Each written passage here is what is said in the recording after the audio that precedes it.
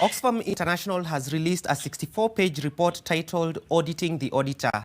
It examines the role of supreme audit institutions, or SAIs, in auditing the extractive industry in Africa.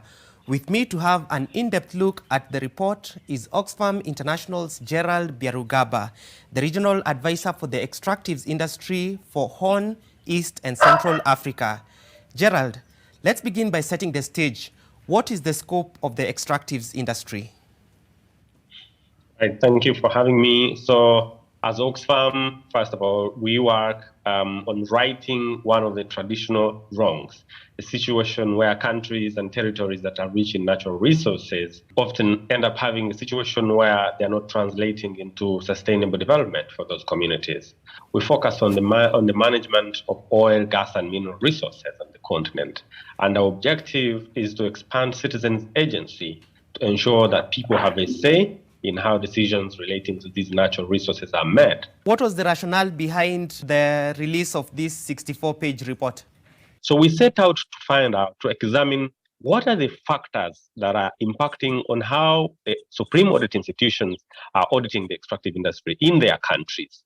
And we set out to do this report in Africa, in 10 countries on the continent, and those include Kenya, Uganda, Tanzania, Zambia, Zimbabwe, Nigeria, Sierra Leone, Cameroon, and Ghana. Some of the supreme audit institutions and the key stakeholders, when they partner together, we find that the audits that are coming out are not effective.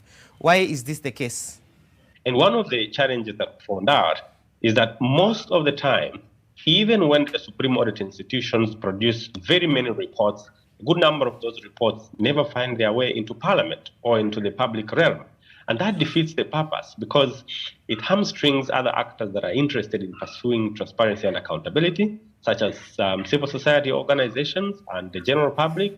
In the absence of access to these reports, people will never know how the extractive industry is performing, and they are not equipped to be able to pursue transparency and accountability the way they should.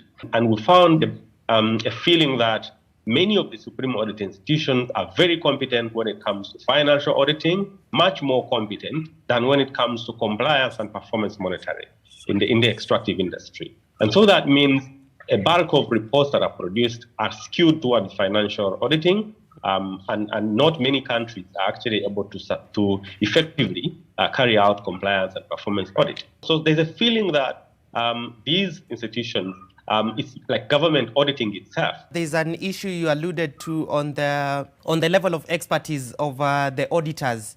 What impact does this have on the effectiveness of the audits that they release, and what would your advice be in order to raise the level of expertise of these auditors?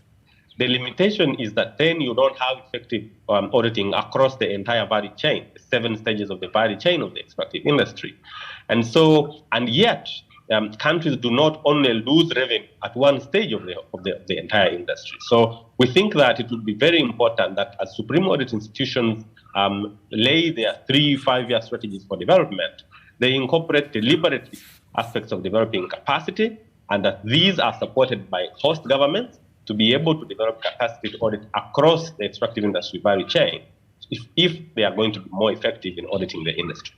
There is the issue of climate change and environmental degradation, and some of the companies that are involved in the extractives industry, some of them do not do a good job of environmental impact assessment before they begin their work. And even when they begin their work, some of them damage the environment.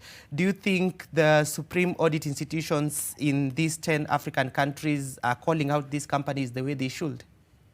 They have mandate to audit not just the finances, but also compliance. And that involves compliance with environmental laws, with labor laws, with local content laws and policies in the host countries. And so, yes, there is an active role that supreme audit institutions have to play in ensuring that there's compliance with these laws. And in fact, in many countries, supreme audit institutions are not auditing the environment, which they should. And climate change is a very, very important factor. And I think it's very important now that supreme audit institutions, like many other agencies, interest themselves in conducting environmental audits, so that we are not rushing into exploiting natural resources without taking into consideration the environmental cost. Because in the end, the benefits will elude citizens if we only pursue natural resources, get a few dollars, but lose much more in terms of polluting the environment and accelerating climate change. Thank you very much. Now, that was Gerald Biarugaba, the Regional Advisor for the Extractives Industry at Oxfam International for the Horn, East and Central Africa region, just giving us some information about the extractives industry and why it is important for supreme audit institutions to have auditors who are experts in what they do, as well as public participation in order to ensure that taxpayers' money is well spent.